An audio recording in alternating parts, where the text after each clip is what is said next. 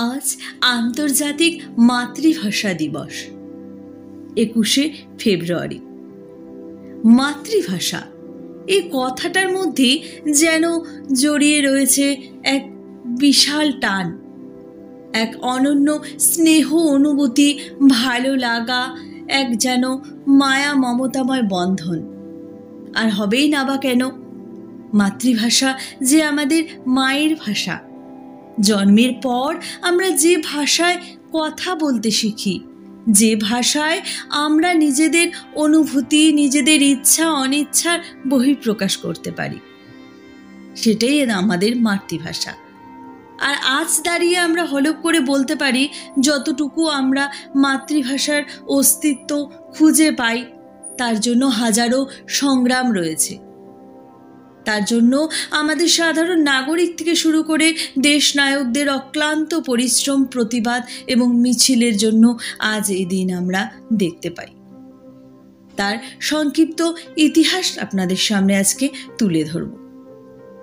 যদিও এই ভিডিওটি যত দিনে বা যতক্ষণে আপনাদের কাছে পৌঁছবে তখন হয়তো 21শে ফেব্রুয়ারি থাকবে না, সেটা পরে হয়ে যেতে পারে, কিন্তু সে 21শে ফেব্রুয়ারি মনে করেই আজ আমার এই দিনে এই ভিডিওটি বানানো। তো ভিডিওটি ভালো লেগে থাকলে দেখার পরে অবশ্যই, যদি পুরোটা দেখে ভালো লেগে থাকে তারপরেই আমার চ্যানেলটিকে সাবস্ক্রাইব করে আমার অন্য ভিডিওগুলো ফলো করতে পারেন। 1952 সালের 21শে ফেব্রুয়ারিতে এই আন্দোলন চূড়ান্ত রূপ ধারণ করলেও বস্তুত এর বীজ রোপিত হয়েছিল বহু আগে।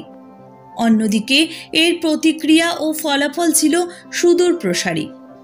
1947 সালে দ্বিজাতি তত্ত্বের ভিত্তিতে ব্রিটিশ ভারত ভাগ হয়ে পাকিস্তান অধিরাজ্য ও ভারত অধিরাজ্য নামক দুটি স্বাধীন রাষ্ট্রের উদ্ভব হয়। পাকিস্তানের ছিল দুইটি অংশ, পূর্ব বাংলা, যা 1955 সালে পুনঃনামাঙ্কিত পূর্ব পাকিস্তান, ও পশ্চিম পাকিস্তান। প্রায় 2000 কিলোমিটার অধিক দূরত্বের ব্যবধানে অবস্থিত পাকিস্তানের দুটি অংশের মধ্যে সাংস্কৃতিক, ভৌগোলিক ও ভাষাগত দিক থেকে অনেকগুলো মৌলিক পার্থক্য বিরাজমান ছিল। 1948 সালে পাকিস্তান অধিরাজ্য সরকার পূর্ব পাকিস্তান তথা পূর্ব বাংলাকে ইসলামীকরণ তথা আরবীকরণের অংশ হিসেবে ঘোষণা করে যে উর্দুই হবে পাকিস্তানের একমাত্র রাষ্ট্রভাষা।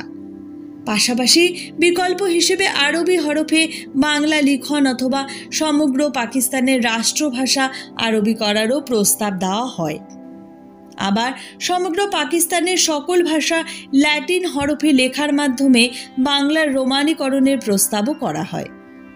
এ সকল ঘটনার প্রেক্ষাপটে পূর্ব বাংলায় অবস্থানকারী বাংলাভাষী সাধারণ জনগণের মধ্যে গভীর ক্ষোভের জন্ম হয় ও বিরূপ প্রতিক্রিয়ার সৃষ্টি হয়।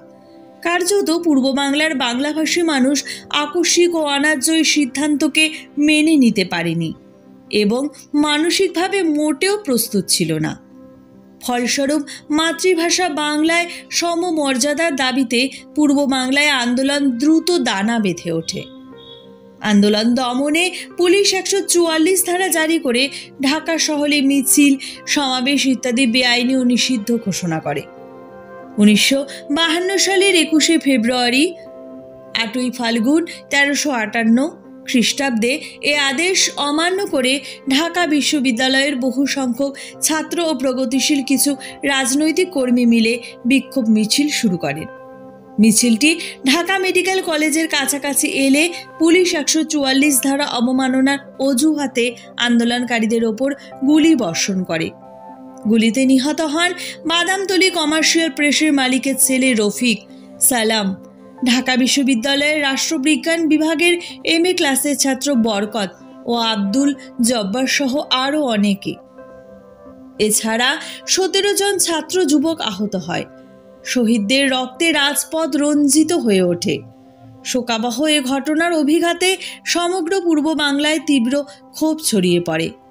21শে ফেব্রুয়ারি ছাত্র হত্যার প্রতিবাদে সারা দেশে বিদ্রোহের আগুন দাউ দাউ করে জ্বলে ওঠে। 22 ও 23 ফেব্রুয়ারি ছাত্র, শ্রমিক, সাহিত্যিক, বুদ্ধিজীবী, শিক্ষক ও সাধারণ জনতা পূর্ণ হরতাল পালন করে এবং সভা, শোভাযাত্রা সহ 144 ধারা ভঙ্গ করে।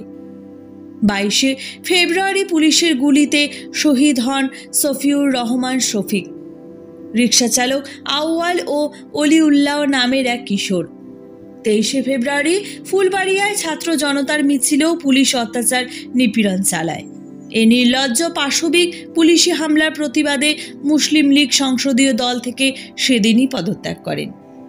ভাষা আন্দোলনের শহীদ স্মৃতিকে অম্লান করে রাখার জন্য মেডিকেল কলেজ হোস্টেল প্রাঙ্গণে রাতারাতি ছাত্রদের দ্বারা গড়ে ওঠে শহীদ মিনার, যা 24 ফেব্রুয়ারি উদ্বোধন করেন শহীদ রফিউর রহমানের পিতা।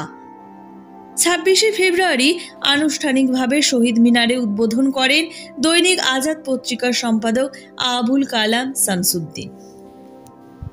ক্রমবর্ধমান গণ আন্দোলনের মুখে পাকিস্তানের কেন্দ্রীয় সরকার শেষ পর্যন্ত নতি স্বীকার করতে বাধ্য হয় এবং 1954 সালের 7 মে পাকিস্তান গণপরিষদে বাংলা অন্যতম রাষ্ট্রভাষা হিসেবে গৃহীত হয়।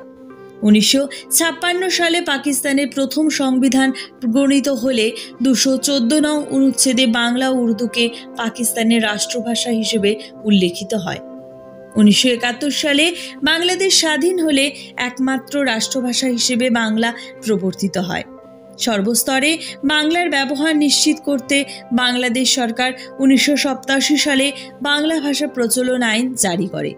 ইউনেস্কো 1999 সালে 17 নভেম্বর বাংলা ভাষা আন্দোলন, মানুষের ভাষা এবং কৃষ্টির অধিকারের প্রতি সম্মান জানিয়ে 21 ফেব্রুয়ারিকে আন্তর্জাতিক মাতৃভাষা দিবস হিসেবে ঘোষণা করে, যা বৈশ্বিক পর্যায়ে সাংবার্ষিকভাবে গভীর শ্রদ্ধা ও যথাযোগ্য মর্যাদার সাথে উদ্বোধন করা হয়।